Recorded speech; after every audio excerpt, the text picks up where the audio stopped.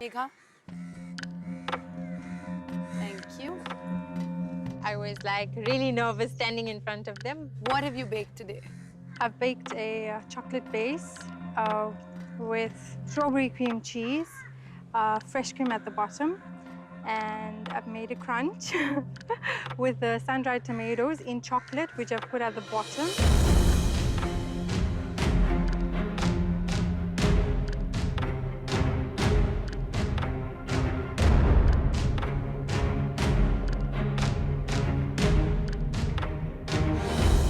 This wonderful dessert of yours with the fresh strawberry cream, which is just shouting summer fruit.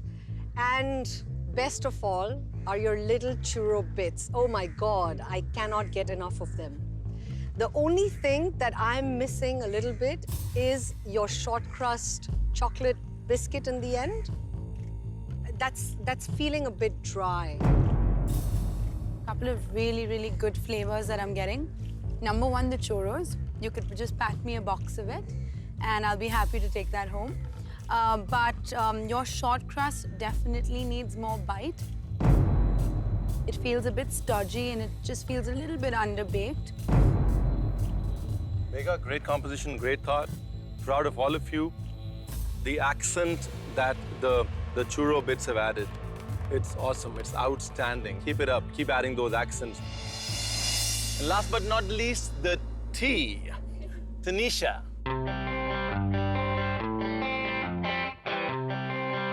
All right, Tanisha, what do we have here? I bake fruit cake and I bake lots of chocolate cake. So I thought, why not combine the two? Bring the two. Yeah. So I added the cocoa in the cake as well. Okay. The chocolate ganache has the peri-peri on top because I thought the chocolate peri-peri would work better.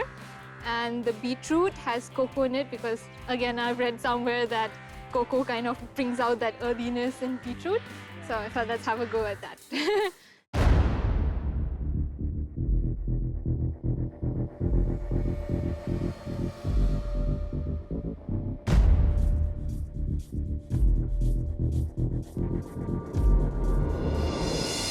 What a merry Christmas cake. Love the rum soaking. It's really happy flavors. You know, I love your use of chocolate and cocoa that you've incorporated in the different elements. But most of all, what's astounding to me is that you've managed to actually temper the chocolate and make these beautiful little designs and made your dessert really the prettiest.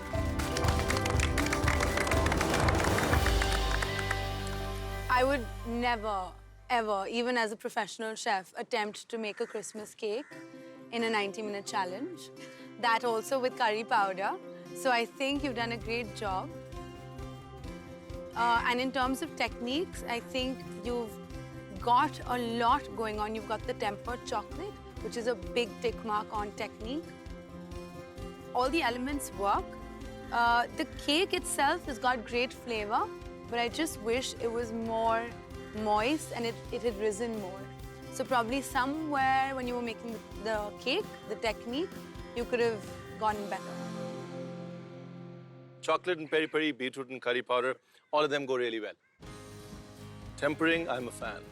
I would not give you a chance on this hot weather to get the tempering so right. It's been out for such a long time. Girls, look at this.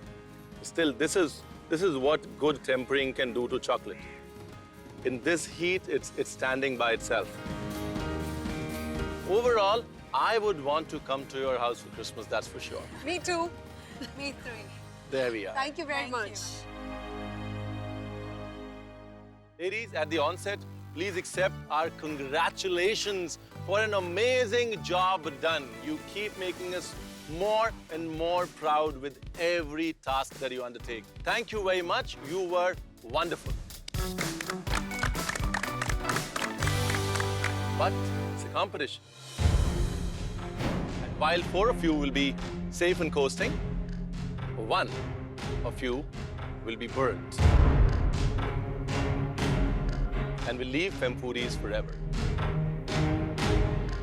Megha, Tanisha, and Akanksha, you're safe.